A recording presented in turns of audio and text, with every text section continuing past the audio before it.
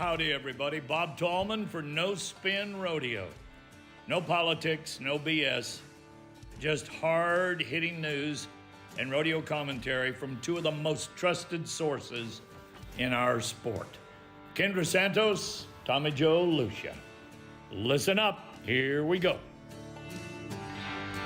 Well, good afternoon, everybody. All of you that are joining us live, thanks for joining us live on YouTube and Facebook. Those of you who are entertaining yourselves on a long drive on a podcast in the next couple of days, thank you very much for being a part of No Spin Rodeo. Welcoming the counterparts to this riveting media extravaganza called No Spin Rodeo. The lead lady, the first lady of pro rodeo journalism, Kendra Santos. Hello, Kendra. Hello. Hello. Well, that was a. Are you in a meek and mild mood today? I'm not in a meek and mild mood, but I am grinding my teeth at what just happened on social media, and it just ticks me off. It's like, how low will these people go that someone this a Facebook page called Western Saddle for Sale under $3,000 copied and pasted my story, and it has 2,500 shares right now. This is social media today, ladies and gentlemen. Not to mention that what I reported on happened a couple years ago. They're just maggots. Go ahead, sorry. Well, and so we now see kind of where Kendra is today, which is probably bad for me. Hello, Greg. You look spry in your black polo. How are you doing? Good. Let me try that again with my mic we're- on. I'm doing great today. It was on. We could hear you. Can you hear us? I hope so. Oh, yeah, for sure. Okay. Anyway, welcome everybody. We're going to run through a few things today, mainly the hot topic. But let's hit a little rodeo news. Do you want to lead us through this, Kendra? And we'll hit just the highlights real quick. Big stuff only. Sure. Okay. So there were two things to me that's very much stand out, and one thing that's going on right now that is like a personal and professional, close to my heart is the fact that 37 years later, the Red Bluff Roundup is this week, and they just unveiled a statue of Lane Frost and Red Rock. And it was pretty cool. Like, we're recording this on tax day, April 15th. And April 17th, 1988 was the first match at the Red Bluff Roundup between Lane and Red Rock. So the Challenge of Champions, for those who are too young to remember, so many of the youngsters, the young bull riders and stuff, they weren't born yet, but the 1980 world champion bull and the 1987 world champion bull rider went head to head in a 7 rodeo match. Red Rock retired unridden in his career, 309 attempts, I think it was. And then they came back the year after they both won the world. They came back in 1988 for this Challenge of Champions, which was actually brilliant. It was so basic and yet so brilliant, because it made mainstream headlines for rodeo, like somewhat unmatched, truth be told. And I mean, people like the New York Times and that kind of a magnitude. It was amazing. But the very first match, and Lane said, the one day that of his career that he ever got, he was the most popular guy, right? And that he ever got second most applause with that day in Red Bluff, because Red Rock was the hometown hero, and the crowd went crazy and they wanted Red Rock to win. Well, he did win that day.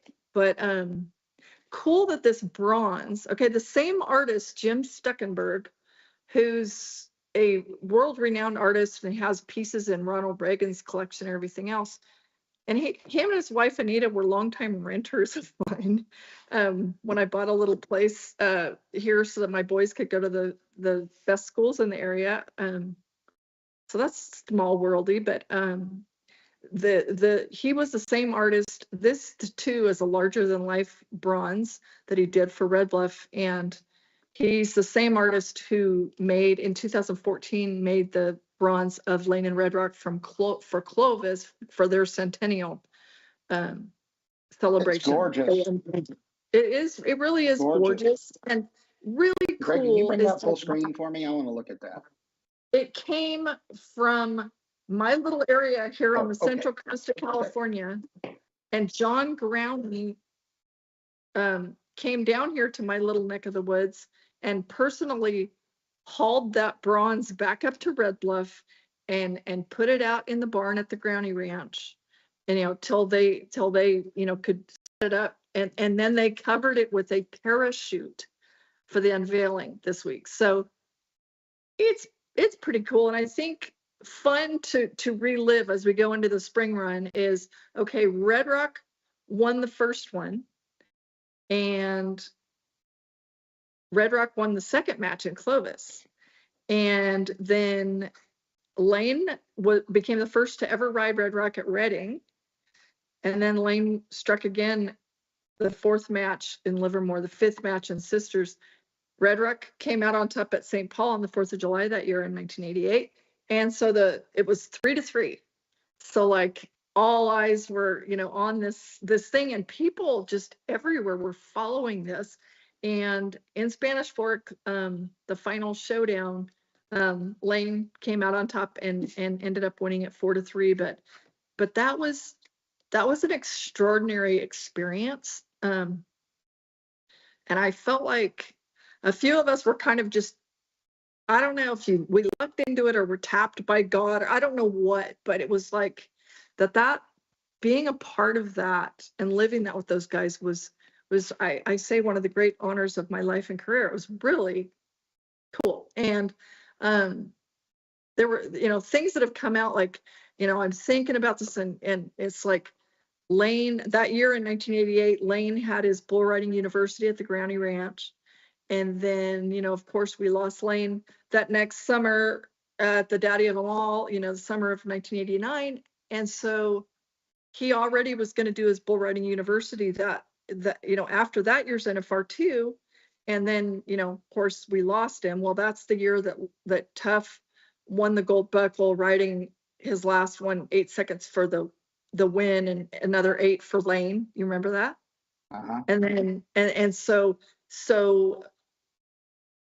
Lane's buddies honored Lane's school in 1989 at the Growney Ranch. And there they are.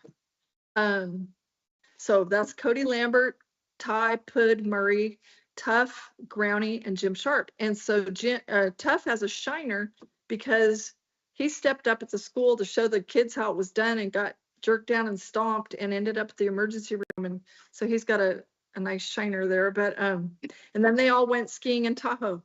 And so anyway, and then that following year, after Lane died, that summer 1990, Lane and Red Rock were inducted into the Pro Rodeo Hall of Fame together, and that was really cool. Anyway. Well, and wasn't it?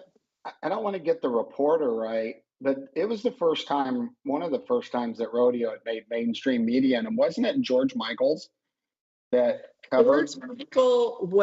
George Michael fell in love with Lane and Tough, and yes, and we all miss George so much because he had the George Michael Sports Machine on NBC, but he was like he just became part of our family. And I remember going to the White House with Cody and Tough, and we went to George's house in Maryland, and he had a really cool barn and horses and all these, and we go into his house, and there are mantles just lined with all these statues. I'm like, what the heck are those? They were Emmy Awards, but George Michael, like when Lane died at Cheyenne, and we were all back there, and everybody's laughing, and George is talking to Tough and Lane, before that and stuff. He was like family. And when Lane died that day at Cheyenne, George flew straight back to DC to put together a show about, honoring Lane on NBC, and I darted straight back to Colorado Springs to write the story. And it's like, anyway, a few of us were just sort of bonded forever by all of that. And anyway, Red Rock died 5 years after Lane. He was really old for a bull 18 years old, and he was buried under an oak tree at the Granny Ranch. But Lane had spent really great times in his life there in Red Bluff, and so that's really cool that they're doing that this week, and brings back a lot of great memories. But there's a woman named Vicki Stroud who was really instrumental. She was the Red Bluff Rotary president, and she spent like the last 5 years, raising money and making this happen. So way to go, It's Red beautiful. Bluff. I Yeah, saw it on a trailer is. when they picked it up. Someone posted. I saw it heading that way, and I thought that's pretty cool. That's Very really cool. cool because we've got a bronze of Casey Field in front of our stadium at Salt Lake, and I will say those things are harder to keep clean than you think. I'll tell you that. They don't stay shiny bronzy like you want them to without a lot of oil rub. So, but that thing looks great. It's beautiful and fitting, absolutely fitting, Yeah, absolutely fitting.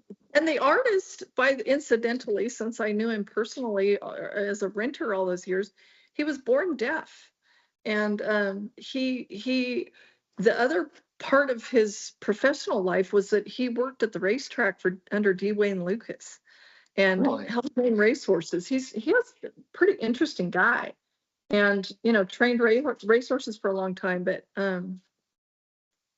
pretty great some of the art he has created, but that it would loop around and be so personal. Because I remember when the first documentary about Lane and Red Rock, it was actually called Challenge of Champions, was done. A guy named David Whitcower did it, and Growney and Sue Rosoff, who was the master at photographing Lane Frost, she was in on all of that, and Luke Perry.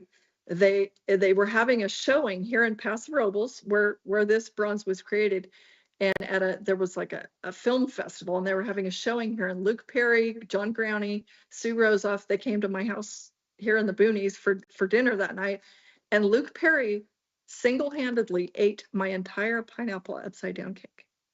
My children really. witnessed it right here in this kitchen. Yes. And it was like this little skinny guy. But that guy really took playing Lane in the movie 8 Seconds. He was legit. He cared. That was really cool. And I'm so sorry he died young too. Yeah, no, I remember those guys. I'm pretty sure those guys came to the PBR finals because I remember, and I think it was for that movie. And if it's a different movie, it may be in a different movie. Might have been a So, different movie because I remember that too. yeah, but here's what I remember from that particular one. Kiefer Sutherland came in and was going to play, I think it was Flint, right? Well, I didn't realize how odd those actors are, right? They're like he just followed him around and would just out of the blue start trying to talk like him. And then we're sitting in the production office after, and I started to strike up a conversation, and he started talking to me as if he had just performed. And I was like, you know, I was actually creeped out. I just said, hey, good. I got to go do something right now. You keep on being Flint or whatever it was, but I That did. was that the movie Ring of Fire? It might have been that exactly. That might have been it. Yeah, yeah. And I'm pretty sure he was Flint. I'm 90% sure, unless my memory's bad. But this character acting or whatever it is they do, these guys take it very seriously. Yeah. And yet, I will say, Luke Perry made a fan of me because when I was the director of communications for the PRCA, Luke Perry would come to town for the NFR, and he was cool. Like, I would have, Make-A-Wish kids and different things. And I remember, I could call Luke Perry and Tuff Hedeman and say, hey, is there any way that you would, meet me in the Bull Riders locker room at whatever, 5:00? And there's this kid, he's a terminal kid who's a huge fan of the movie or whatever. Those guys were there every time. And Was there a it pineapple was upside down cake there? very Lane of them to do these things too. Yeah. So Yeah. Cool. Well, very cool. Fitting. So the big event, and I'll lead on it. Of course, was the American. Um, I'm not going to dive into any particular details. Overall, I think that the event was well done, and overall well done. You know, the critics and all of us can find. I can give you a list of stuff that I wrote down that it can always be better, but I thought it was well done. I'll kind of go with some of the things in the bronc riding. I think that you know one could argue that the winning ride wasn't on the rankest horse in the pen that of those four. I was going to say in the bull riding because just to clarify this for those of you that kind of don't know the rules and stuff, what they did in the bull riding, and it's ironic because a little bit more of what I talk about will come back to this. But Pacheco, whenever he won all the money, they went back to times and qualified people forward. So you didn't have to make a qualified ride.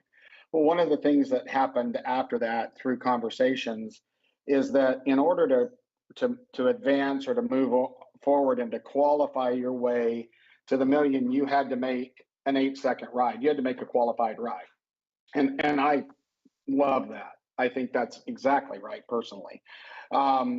So because there was questions, there was only 2 bull riders. Well, for one, there were 2 injured bull riders that were scheduled to be there that I think it was 2 that pulled out, but those were the qualified rides. And that's why there were 2 bull riders. And I think they're darn lucky that they got 1 qualified ride, out of those 2 on that final 4.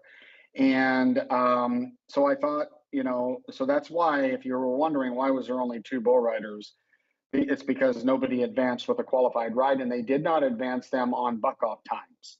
So when I said times, that's buck-off times. Sometimes in some of these events, they'll advance people who rode the bull the longest, but did not make a qualified ride, and they did not do that. And so that's the other thing. And then, well, I'm just going to kick this off, Kendra, because we're flying here. I've noticed, and I heard this earlier, but I didn't put much attention to it. There's scuttlebutt out there, and we're the ones that address scuttlebutt. So the $1 million. Let's talk about the $1 million that was not won. There's some stuff flying around behind the barbed wire fence that the $1 million may not advance to next year. And so here's the things that I'm going to say on that. I don't have anything to report on that. I don't know. I will be shocked if the $1 million doesn't advance and they're not riding for $2 million. And here's why. Precedent has been set. They gave the bull rider $2 million. So precedent's been set for 1. Number 2, and probably the biggest, it's in the rule book. It's in their rule book. So, again, I would be shocked if it doesn't advance forward. And number 3 is it's been reported. I mean, SI reported it. It came out of somewhere in Teton Ridge that this was rolling forward. And because I don't think these people look at the rule book quite as much as Kendra and I would. But now, I guess what we don't know that maybe has stirred this conversation, and this is a hypothesis. I've got 0 sources or anything to prove this, but maybe it's what do they do with that $1 million, that it does move forward? I don't know, and I did not research this before the show, that it was defined that $1 million goes into the bonus pool. It very well may be. I've got to look back and see. So there's a lot of work. There's a lot of stuff out there. I heard that at one of the events that a high-ranking Teton official was at, right before the American, that it was stated that if the $1 million wasn't won, it would go to charity. And I got I got wind of that, and I was like, no. And the only reason I said no was because of the rule book. So again, unless Kendra, unless you have something to report that I don't, that's what I know so far, is that we don't know. But I will be shocked if this is in the rules and precedent's been set and broadcasters said, I mean, this is out that there would be a reversal. Now, maybe they're going to adjust it. Again, that's a hypothesis that I can't back up. But I think that's interesting and relevant because that's current American conversation. There's been some other stuff out there, but overall, hats off to everybody. Hats off to the Teton Ridge team. Hats off to the broadcast. You know, I heard people say, well, we couldn't find it. Well, okay, but it was on Fox Sports. They did a pretty good job telling you where it was, and then it was on Big Fox. And I know that our fans are not typically used to going to a major network to watch something. That's not where you would tend to look for it. You think you got to find it somewhere. But, you know, while it might not have been communicated, it was on a very major platform. And I personally am very thankful that Teton Ridge puts quality product out on a major platform. It was a good event, and you can pick it apart. People can pick it apart, but you know, job well done, Teton. Another American in the books. And so, Kendra, I don't know if you have anything Yeah, there's off of that. A couple things I was going to say, but while you were talking, I received a text from a dear old friend saying it was announced that the money would move forward, and I said by who, and they said the announcing team during the event, which we know Correct. that did happen, and yet, yeah, we don't know. So we don't know. Nobody knows. But again, I guess it wouldn't shock me that someone, or be the first time that someone would change the rules. But so there you have it. You know, we'll all wait and see, because I heard that Casey and Luke and I bet 15 other guys and gals were going to dust off the boots and hit the gym and try to become a featured artist at the 2026 American, because of the 2 million. So yeah, well, I mean, they said so on the telecast. So I think people are making assumptions, like you said, based on precedent. So we'll see. Casey Field missed the Final Four cut by a quarter of a point. That's wild. Quarter of a point. He didn't have a horse to win it on. Well, anyway, he actually didn't have a horse to advance on. If you want to get into the details on that. I'm just saying that's really, I'm not making a judgment. I'm just saying that an observation. Quarter of a point's a quarter of a point. That's like if you don't win the barrel race, which happened recently, like by 1/100th of a second or something. But anyway, so I think very worthy. A few things that jumped out at me. Caleb Driggers and Junior Nogueira won the team roping. And by the way, on the money, I think it was reported that they each got $140,000. They were the only team in the Final Four to get a time. I was trying to figure out the math on that because I think second paid $20,000. Because like you said, Tristan Hutchins was the only guy that made the whistle and the bull riding, and they said he's getting $120,000 because he's the only one, that made the whistle. So he got second place for $20,000. So he got 120. Which, by the way, Tristan Hutchings, I thought it was super cool and great grace that he recognized Dylan Grant, who had, his friend who had recently died. That was very classy. But I was trying to figure out the math on if it's true that Driggers and Nogueira got 140,000. How does that math work? If second's 20,000, and then they got, would it be 15 and 5 for the Final Four? I thought it was 120, 10 and 5, but you're right, it would have to be 15 and 5. And do the team ropers split it there, or do they each get it? They each get it. They each get it, okay. I think that's right. And so, okay, so also kind of interesting that, I know I get in the weeds, but I love the weeds. And so the fact that Driggers and Nogueira advanced squeaked in fourth place with a leg into the round of 10, out of the round of 10 into the final four. They barely make it, and then they win it. I mean, that was wild. They were the only team that stopped the clock in the end, but that was one of those deals where going first didn't turn out so bad. But paid off, absolutely. Driggers is now a 5-time American champion. That's wow. And the people have now won it 3 times. Nobody's won it 4. So Driggers is 5 times all on his own. 3-time winners are now Junior Nogueira, Casey Field, Haley Kinsel, Wade Sundell, and Lisa Lockhart. Little kind of interesting. Driggers also won the very first American in 2014 with Patrick Smith, and this very second American with Travis Graves. So 5 times. He's never been eligible for the million, but he's won over 500 grand at one rodeo in one day at a time. So in 5 days, that's pretty significant.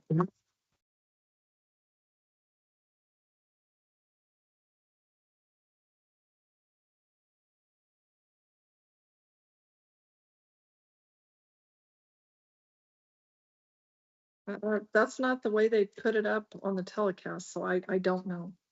Unless they really did ground money, I don't know. And I need to clarify something. I need to own up to a very embarrassing mistake, considering I'm the executive director of the Utah Days of 47 Rodeo. I stand corrected. When we negotiated our deal with the PRCA, remember when I told you that they got bucked off, the money went to charity? It was that way at one time. However, when we redid our deal with the PRCA, we do pay ground money now. So I stand corrected as an idiot and not knowing my own rules. Sounds familiar. And I wanted to clarify another couple of things. If you remember a while back, I kind of was a little hard on Casey Field when I watched his ride. Do you remember that at South Point? I think it was. I was like, I think Casey's a little rusty. Well, Casey wasn't rusty in the least bit at the American, and like at all. Now, Luke, I thought Luke looked like he was in his best shape in his life, and Luke is a legacy steer wrestler, but he does draw very, very well because that steer was definitely the one I thought you wanted before in the earlier round before, because he didn't advance. So I wanted to clear that up. And if whenever I was actually just challenging Casey a little bit, he came to ride. And the last thing that I'll say is, if you doubt Rocker Steiner can ride, watch him at the American. I mean, that kid is incredible, because if he would have gotten, I'm talking a 100th out of shape, Kendra, he would have just disintegrated. Like, he would have just exploded into 1,000 pieces because of the amount of torque and pressure and the way that he rode that horse. So anyway, couple cleanup things. I was wrong on our bull riding. So there you have it. But and Rocker's 91.75, that was a record. He on Frontiers Breaking News, that was a record. Damian Brennan winning the bronc riding, also 91.75 was his score on Calgary's Exotic Warrior, and Cassie Mowry 15.055 is a record there at Globe Life. Anyway, and something interesting happened in the breakaway. The breakaway was great watching. Before we move, that's the last thing I'll mention about the American. But Shelby Boisley Medjid went first, and she was 2:04, like amazing run. But the barrier pulled really early, and so that was one of those really tricky deals. Like, okay, that starts the clock early, and in such a fast event, So, but then on the one hand, it starts the clock early, so she's longer, and on the other hand, well, might she have broken I mean, you just don't know. Like, could she have broken it? It's just a very weird deal. But it's like some there were challenges made, and she didn't throw the challenge flag. But I don't know what they could have done short of giving her a rerun. And if you've got a 204 on the board, Yeah, it wouldn't have made any sense, right? Because they got to do it in the moment. I can't imagine a 204. Then. Yeah. But anyway, okay, so the Cadence Tyndall comes and she's 203 plus 10. And then Martha Angeloni, sister to last year's champ Sarah Angeloni, is 193. And then Josie Connor's 189. I mean, that was pretty amazing to watch. And by the way, Josie's boyfriend, Riley Webb, is 6'9". After pushing her calf, he turns around as 6'9", and then hands you to be 6'7". I mean, it was just that's pretty spectacular competition. So, and I've never seen that barrier deal. Well, we need to move on. I would be interested. Do you know? Have you seen that happen? Like, that was weird because the calf was not tight on the rope in the replay and the barrier releases. Have you seen that happen mechanically before, Kendra? Yeah, that happens. Okay. Well, that's just my non-knowing that game. Yeah. But okay. Yeah, you just don't know. So anyway, well, let's roll. All right. Well, now what we're going to do is the breaking news of the day is the announcement of the 2025 Hall of Fame, PRC Hall of Fame. For me, that's hallowed ground, and keeping our legacy alive and giving recognition to the men and women that have made an impact on our sport or are put into the Hall of Fame for whatever reason is a cool thing. So I figured, and everybody may have already heard all this, but in case you hadn't, we'll just run through them. How do you want to run through those since we didn't practice? Everybody, Kendra and I don't practice much. I think it would be interesting to just say the basic thing. The big two when it comes to Rodeo Halls of Fame are Colorado Springs, the Pro Rodeo Hall of Fame, and the National Cowboy and Western Heritage Museum in Oklahoma City. Those are the big two, and Oklahoma City's rebranding as the National Rodeo Hall of Fame. Okay. I just think it's interesting for people who don't know. Both of them the start of the process is a nominations process. Anyone can nominate. In Oklahoma City, I know you have to be a Rodeo Historical Society member, and you can nominate anybody you want. Colorado Springs, anybody can nominate. So then from there in Colorado Springs, there's an actual selection committee, which the current one is always confidential. And I will say I was so honored, many years ago to serve on that committee with Harry Vold, Larry Mahan, Bob Tolman, John W. Jones Jr., and Louis Field. It was really cool. And we took it really seriously. And so it's a committee in Colorado Springs. And then in Oklahoma City, how it works is the Rodeo Historical Society Board of Directors takes the nominations and whittles it down and then puts it on a ballot, and the ballots are mailed to every member of the Rodeo Historical Society, and every single member gets a vote. So it's just interesting that two different halls of fame do it two different ways. So anyway, that's great information. Do you want to start just at Greg has a graphic up, just start at the top of what he's got up. So at the top of the list here is the Livermore Rodeo. I'm not sure why the graphic says Livermore Stockman's Rodeo. I've never heard that. That may be an error. I've never heard it called anything but the Livermore Rodeo. This one's personal for me, being from California. My dad's nickname was Livermore because back in those days, you know how the husbands always waited in the delivery room back in those days. My grandfather dropped my grandmother off at the hospital, and then he went to the Livermore Rodeo, and he called the hospital to check. He called the hospital to check on my grandmother and was told they are doing great. And so my dad was born when my grandpa was at the Livermore Rodeo, so my dad's nickname was always Livermore. And I actually won my first buckle at the Livermore Junior Rodeo in the goat tying. So Livermore's always been a special place for my family, but they're over 100 years now, right? Yeah, they've been around. And here's the thing that I'm glad to see this, because these California rodeos, they go through a lot more to put on these big events, and all those West Coast rodeos. I shouldn't just say California, but they go through a lot more to put on a quality event, and they're much more highly contested. They're in faux territory in a lot of ways, and they step up, they stand out, they put on great events, and they're well attended.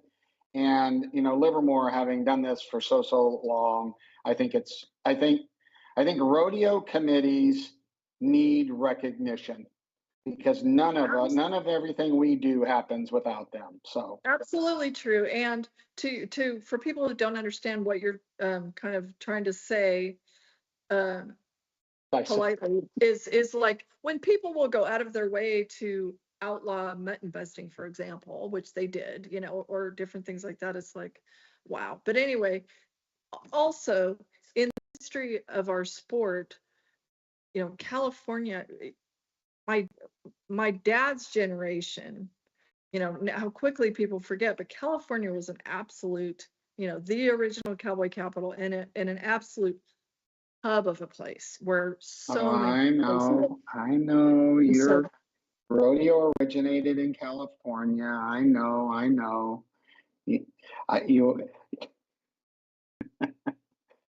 There's steep heritage there. It's very, very good. Don't give me the side eye. It's all good. See, people, I have to throw a few of those in, so those of you that are watching live can try to read between the lines what Kendra's look means to me. California is a great rodeo state. Okay, you take the next person.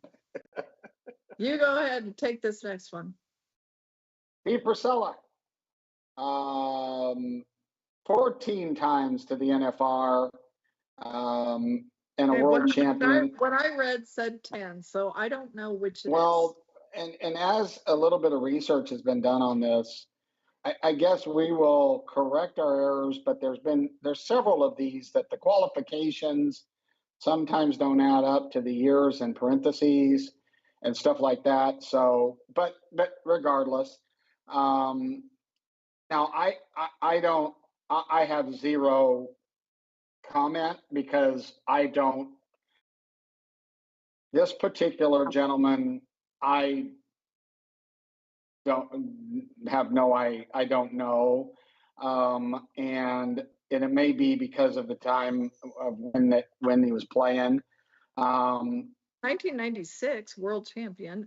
The thing about it, I will say this, Steve Northcott won that 1996 world title with him. They were that's by the time we started having a header and a heeler world champions. So I don't know, they won the NFR average that year in 1996. So I'm not sure what separates those two people. Yeah, well, that's a good point. But you remember, the one thing to consider is that they only get considered if they get nominated. This is true. And so while there may be people sitting out there going, well, why not so-and-so and why not so-and-so, they do have to be nominated to be considered. So if you're passionate about somebody being in the Hall of Fame, get off your derriere, find the application, fill it out, do a submittal with good stuff in there. And that could have been the case, Kendra. I'm just saying that's one thing that very well could have been the case. And I my point is thrown out as a question, because this all just happened, and so we haven't had time to dive in and look for all these statistics. I was just curious. Yeah. They won the world and the NFR average together in 1996. So I was just curious what may have separated the two Steves. Well, but did he have the, again, I don't know if the other guy was nominated or not, but did he have the same amount of qualifications? And yeah, I don't either. But it's a good thing to think about. I will say this, Priscilla's, which by the way, his nickname is Cheese. Cheese? Cheese. Cheese. What's the backstory on Cheese? He's cheesy? I don't know if we want to know. Cheese is a Okay. character. So, but I'll say God. this. So, okay, his partner in winning the NFR average and world title in 1986, Steve Northcott, heads up for his kid Nikki, because his kid Nikki is 18 years old right now, also heels, and he's a bad cat, and he's going to win a fortune and most likely be in Vegas this year. So that's interesting. Okay, next. Next slide is Okay, Strand T. So Strand T Smith. So he's must be going in as a contestant in the calf roping, tie down roping, presumably. I think so. Yeah. 2008 world champion, maybe 10 NFRs. Is that right? I can't read the slide; it's too small. The graphic says 11 that we 11? have. Okay, so But again, I'm not going to numbers, hold us to that because this stuff's all over the board. right? Okay, and so so Strand, he also the year he won the world in 08. I was right there. It is very memorable because I was by like Tallman, and you know, Strand's Miss Rodeo America wife Jennifer was doing the TV interviews right there behind the buck and shoots, and it was, you know, they in round 10, instead of doing a victory lap for the round winner like they do every other night, they bring around the average winner. Well, here Strand does that, does his victory lap, you know, and gets his saddle right there in front of the buck and shoots and is walking out the exit gate. And Jennifer, you know, they pass us all a paper that's, you know, hot off the press of who wins the world. Jennifer, I get chills thinking about this. She starts sobbing and screaming, and she's the one, their eyes meet, and she's like, so there's this right in front of me, these two, she's screaming, she's bawling. Strand's like, what the heck's going on? And that's how he found out he won the world. That was a memorable thing. He had been fastest time of the week for him. He was 7-2, and I remember he rode a little bay mare. Her name just happened to be Destiny, and he's 7-2 in the 10th round, wins the average, wins the world, and that was 5 years after he'd had a stroke, just out of the blue. You know, he couldn't talk, and it was really scary stuff. But anyway, Well, so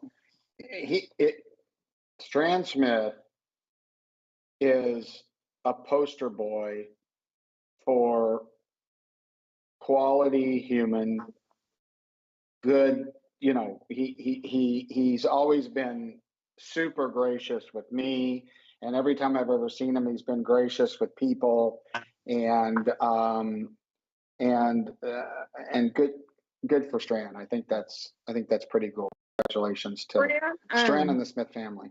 Also, I remember I went to the ranch right after we lost Sean McMullen in that terrible car wreck. And for those, you know, who don't remember, like this lady was driving at night the wrong way on an interstate up in the Northwest, and she turned off her headlights.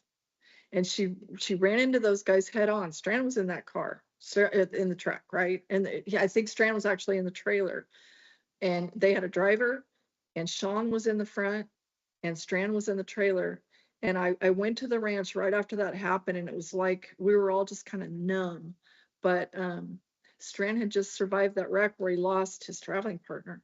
And I remember, you know, I'm kind of a big bruiser. I'm 5'10", and he taught me how to, you know, he had a little calf, and I was flanking. They branded a few and stuff, but yeah, he's a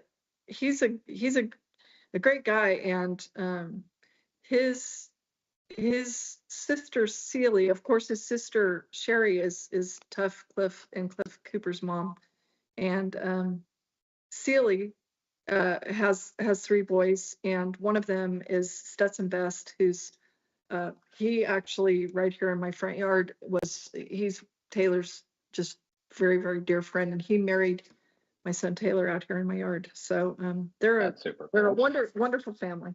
Anyway, let's keep rolling. Who's next? Jeff Collins, 2000 PRCA bareback world champion and a 6X qualifier. Now, Jeff, I'm pretty sure Jeff is very active in, if I'm right on this, is very active in prepping, and I could be wrong, but I'm pretty sure he's pretty active in prepping, college and high school, like very active in cultivating a lot of the contestants along the way, specifically in the bareback riding. So again, Panola I College remember is him. radio coach, right? At Panola College in Carthage, Texas, right? Okay, yeah. And some of these, Will Loomis just won the bulldogging at the American, and Jeff, I guess, mentors, some of these mentors, bareback riders, some of these guys who go on, then that college kind of becomes known for, and so it's like Panhandle State and Goodwill, where you go down there and you had Robert F. Bauer and Craig Latham as your coaches, that became saddle bronc rider view, so anyway, okay. Hope it helps recruitment. We still don't know if college rodeo guys get NIL deals. I insist on saying Mac Altizer. This really makes my day, because Mac Altizer is an absolute rodeo revolutionary, and he changed everything, from the either quiet or the brass bands and the different things. He's the one that brought rock and roll to rodeo, and our whole sport is different. And I'll never forget the first Bad Company rodeo I went to in Lotus, Texas. You've never had more fun. And remember, they had Party Animal, the bull, and they were like a traveling road show. But think about the people that came from Bad Company, a Boyd Polhamus, Benji Bendelay, the music director, right? Those guys all came out of Bad Company rodeo. But I thought, and of course, Max, he was an amazing timed event competitor, son of world champion steer roper Jim Bob Altizer. Those people, they're a cowboy, ranch cowboys, rodeo cowboys. But I thought Mac Altizer got one of the greatest compliments last November in Oklahoma City, when Trevor Brazil said, Mac Altizer, you never had to go check the list at one of Mac's rodeos, because he took such pride. He was the consummate, ultimate timed event contractor, because him and his crew ran the calves and steers all week. You did not have trash cattle at a Bad Company rodeo, and he took great pride in having amazing timed event cattle. And when they say, like, you don't need to go check what you got because everything's a chance, and that's something to be so proud of. But Mac, man, how much fun! But he changed everything. Well, so those of you that don't, maybe you're new to rodeo and you're just a no spinner, so you have good water cooler talk. Mac Altizer broke the mold. And here's the best way I can describe. Mac Altizer's rodeo was like a touring rock and roll show. Okay.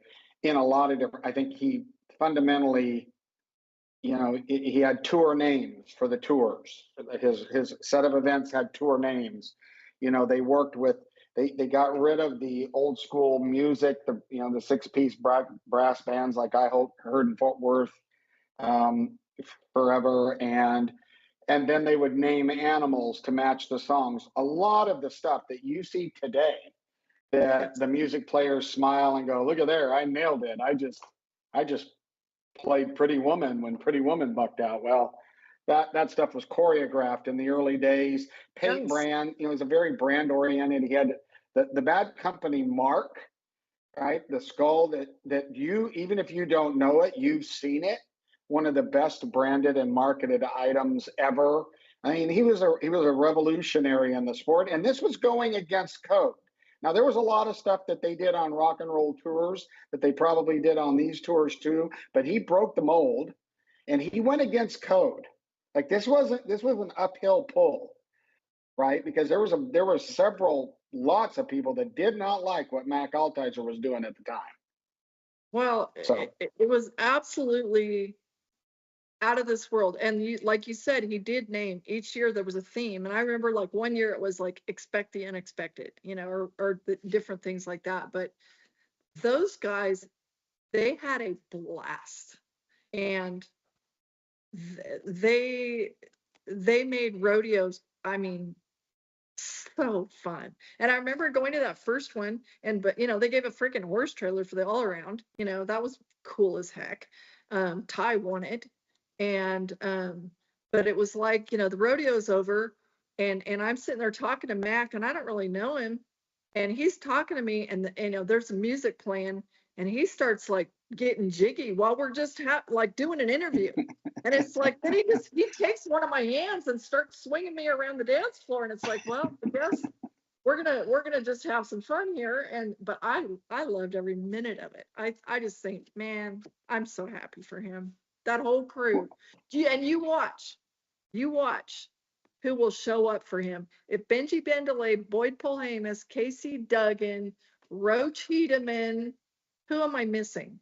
I'm missing somebody. no, you've caught a bunch no, of them there. Bronco Dave Jennings, the photographer, he'll be there. But those guys are brothers, man, and they did something really special.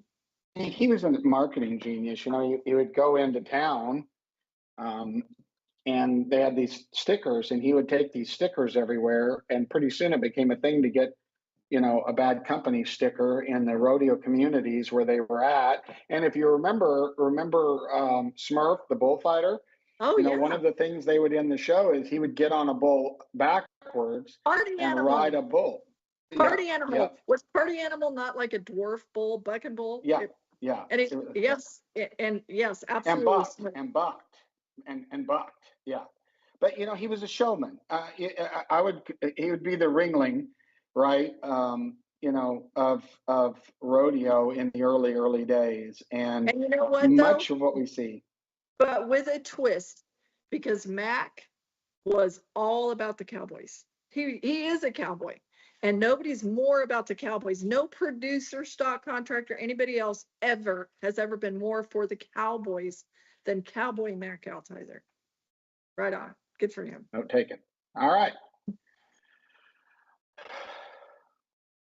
Harley Tucker, rodeo producer. Do you know much about Harley Tucker?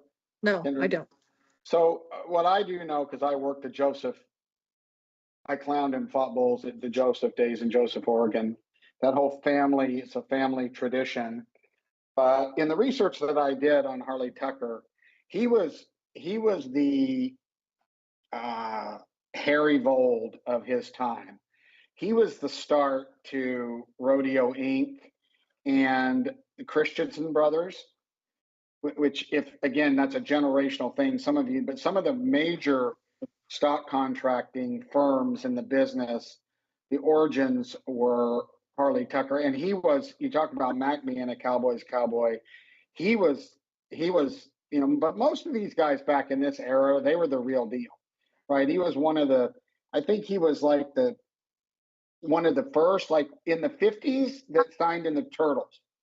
Okay, I don't know the exact number, or the first card, like 68, and and God rest his soul, but he passed away, had a heart attack flanking a horse at a rodeo.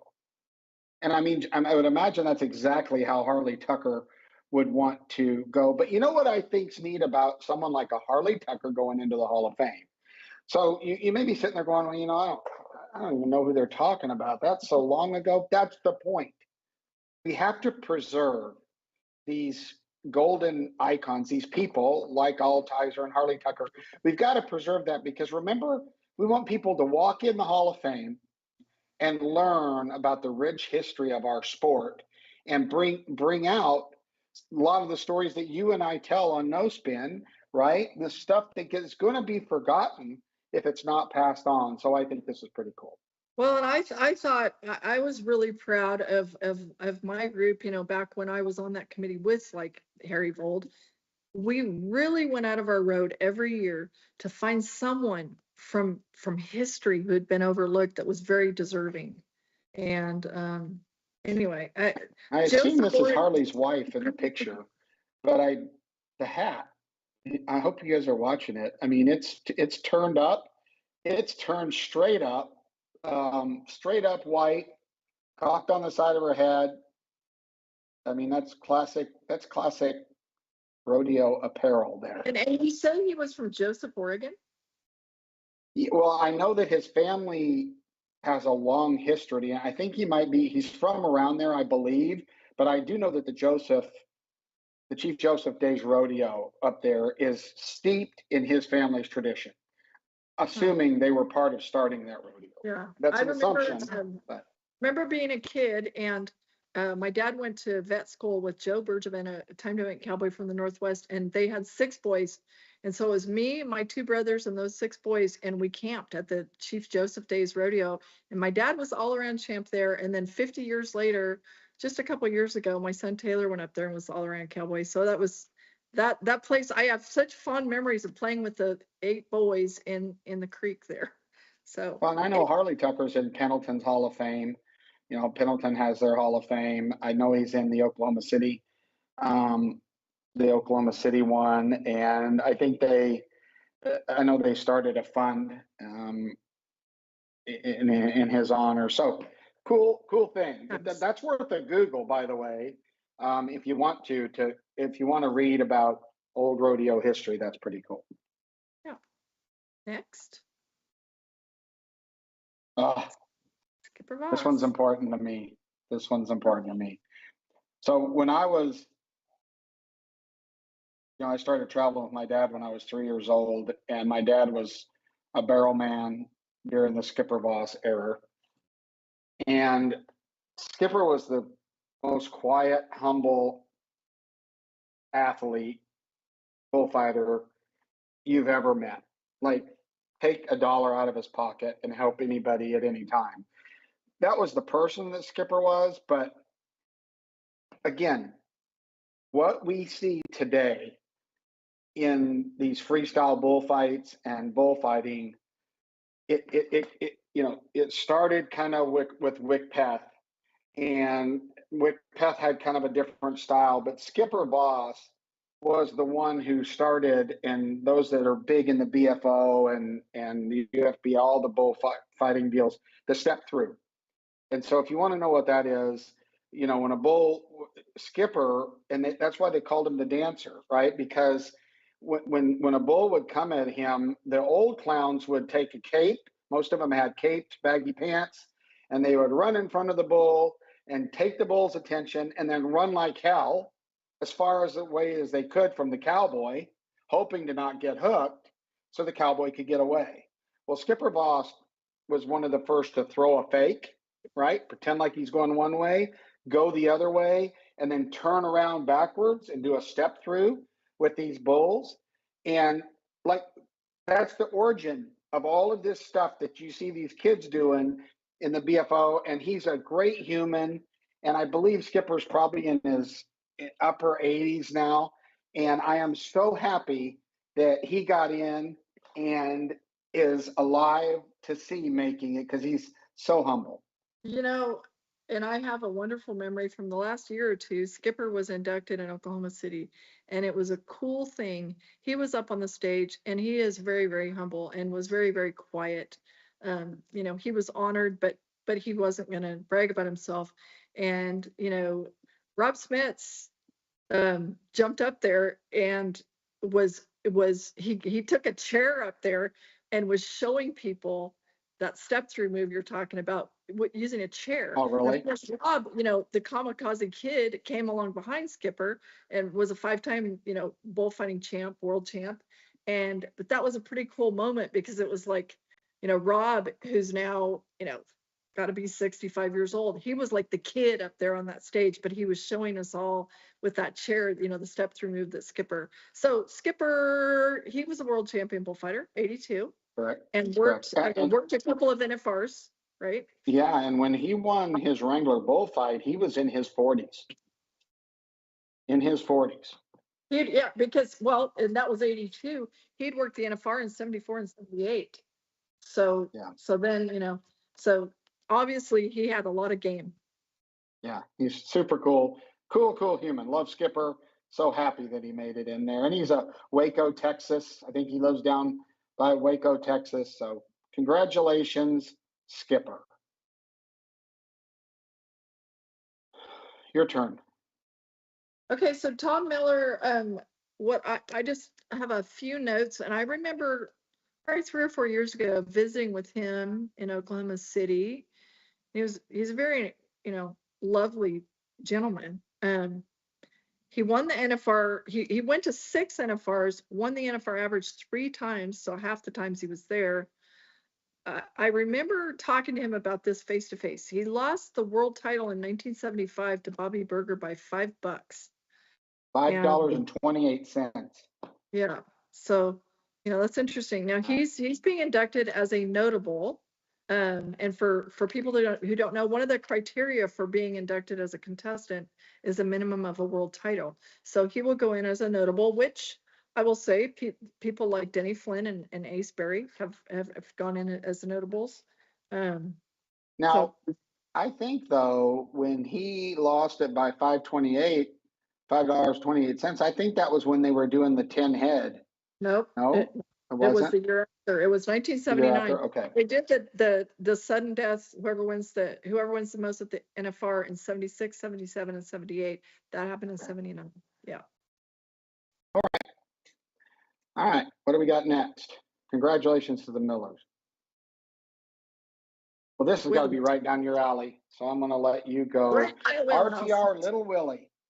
So, okay, Willie. So Curtis Cassidy's, and I don't know if Curtis's dad Greg was in on him or not, but Willie was. It was interesting because I asked Oat, I'm like, what about Willie? And at the end of Oat's career, he was telling me today. So Curtis was hauling Willie around as a backup horse, and not very many people were riding him or whatever.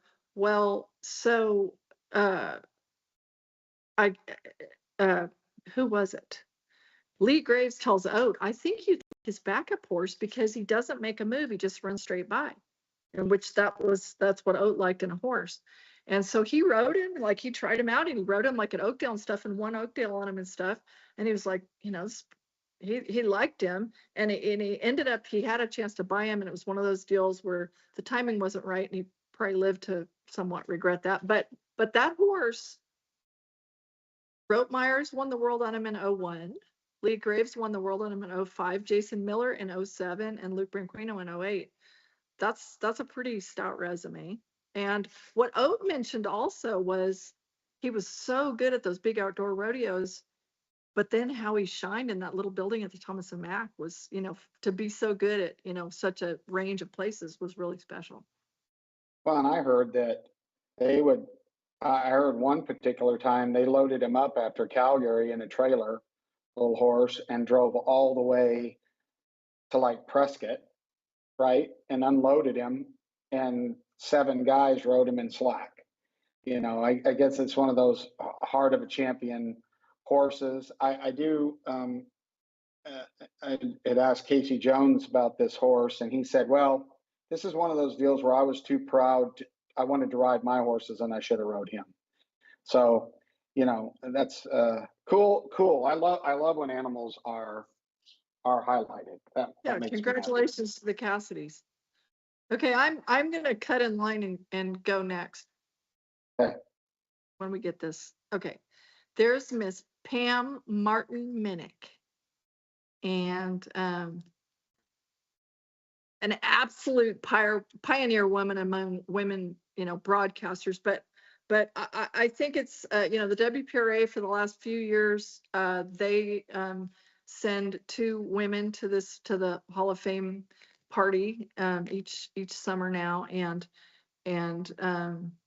both of the women being honored this year, let's just say it, both of them were Miss Rodeo Americas and also world champions. And Pam was Miss Rodeo. Well, Joyce, she had a lot of different last names. It ended up being Pernick, but she was married to Barry Burke for a while, and anyway, she has a few different last names, but Joyce Kernick ended up being her final name, and she was the 1970 world champion barrel racer after being the 1963 Miss Rodeo America, and Pam was the 1973 Miss Rodeo America, and then went on to be the 1982 Debbie Perry world champion breakaway roper.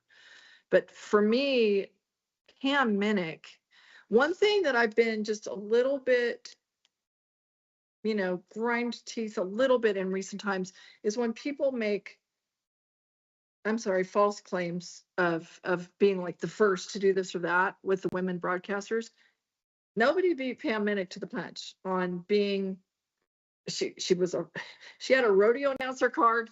She was on network television, with like Larry Mahan and being an absolute analyst, commentator. She was a front lines. She blazed a trail here, and what can you say? She worked so hard. Put her on a board and watch her work. She's been on so many boards, our heads would spin. But she's one of those kind of tireless, and when she takes something on, she takes it on and succeeds. And so it's hard for me to say enough about Pam Minnick. Her contributions are great. She's not just a pretty face. She's worked her ass off. Well, Pam has been a friend of the Lucia family forever. I've known Pam. I mean, it's a hug. It's close friend of our family. She's been fabulous. If you didn't know it, her husband Billy is in the Hall of Fame, I'm pretty sure, and she'll be joining him. And they own Billy Bob's Texas, which is the famed country and western club at the historic Fort Worth Stockyards.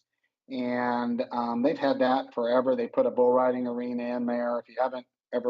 If you're new in rodeo and want to go experience that, Billy Bob's is pretty cool. But Pam is just,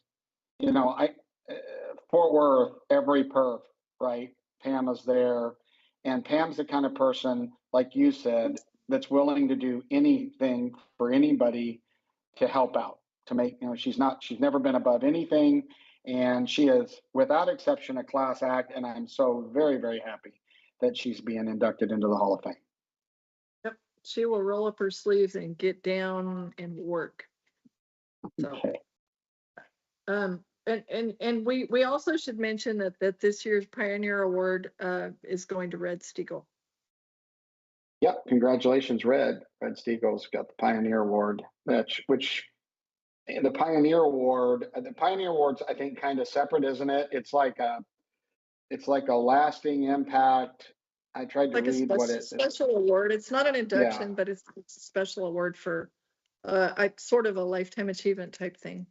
Because I think they present this on a Friday before the Saturday inductions. I think they do a special event, maybe that includes the Pioneer Award.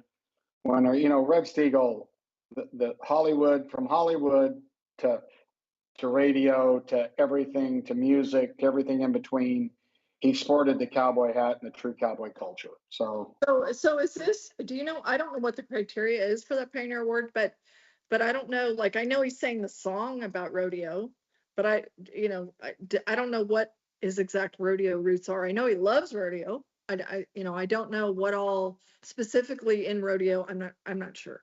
Yeah, and I'm not so sure that I don't know. I'd have to research to see if he competed or anything, but I think it's someone that's had an impact on, which everybody is, but like maybe it's someone outside of the competition circles that's had a major impact on the Western lifestyle, and Red Steagle definitely fits into that category. Yeah, well, I think that's all right.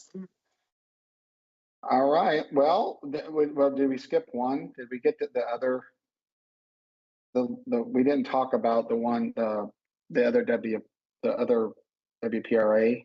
Did we talk about both of them? I said I what guess I we had did. to say about Joyce Kernick, Okay. but I mean, if you have other things, feel free. No, I don't. I just have a bad memory.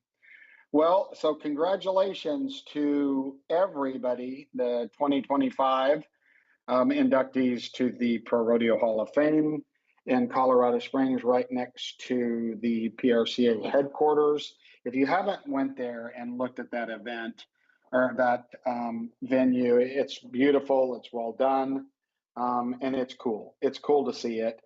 And don't forget that these curations like this, if you're out there and you're a rodeo committee, you're a sponsor, you're someone, and you're trying to figure out what in the rodeo business you could help, these type of things don't make money.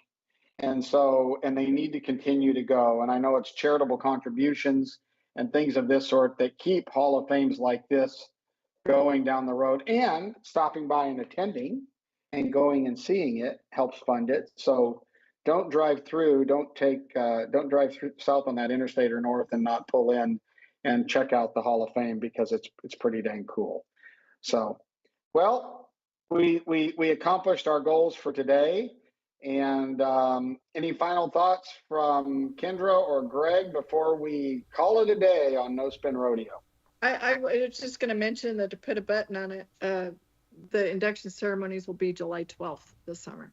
And I'm certain that that's in conjunction with the NFR Open. It has been the last several years. Do you go to that? Do you go to the inductions much? It depends if I have, specific, usually sometimes I've had conflicts over the years, but there've been times when like it was somebody so close to me, or like when Cody O was inducted and he was in the hospital and couldn't go, he had me accept on his behalf. And so it just kind of, year to year, I did go last year. I couldn't not be there for guys like Casey Field, and Trevor, anyway, amazing. Well, so that kind of wraps it up for this episode. Now, just a little flashback. I wanted to clarify what you said, Kendra. Did you say you like getting into the weeds, or you like getting into weed? Which one did you say earlier today? Getting into the weeds, the details, the deeds. Did you just Forget say it. the weed? I don't even know what you said. Anyway, so if you heard me and chuckled with me, and that flew right over. So thank you, everybody, for joining us. We'll be back next Tuesday live. Thanks for sticking it out with us. Thank you for listening to us on the podcast. This is No Spin Rodeo. Be blessed. We'll see you next time.